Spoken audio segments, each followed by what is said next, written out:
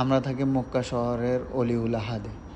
তো মক্কা সিটির ভিতরে আজকে মাত্তা যায় দিতে আমরা যাব। ওখানে বেশিরভাগই কারখানা থাকে, ফুড কারখানা, পানির কারখানা, তারপরে হাজিরা যে আসে তাদের জাকামা কাপড় ধোয়ার কারখানা, সব এভরিথিং কারখানা বেশিরভাগ এখানে।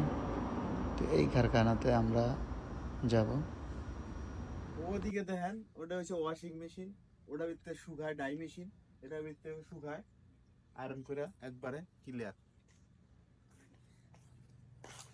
এদিকে প্রসেসিং করে কাপড়ের। লোকা প্রসেসিং করে। এই দেখছেন কাপড়। এটির মধ্যে হলো ধোয়ে ঠিক রাখ ঠিক রাখ। হ্যাঁ, এগুলা পরিষ্কার করে কম্বল।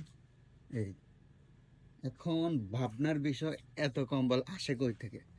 হাজিরা যে উমরা করতে আসে, হজ করতে আসে, তাদের হোটেলের কম্বলগুলা, কাপড়গুলা, বিছনা চাদরগুলা এই কারখানায় ধৌত করা হয়।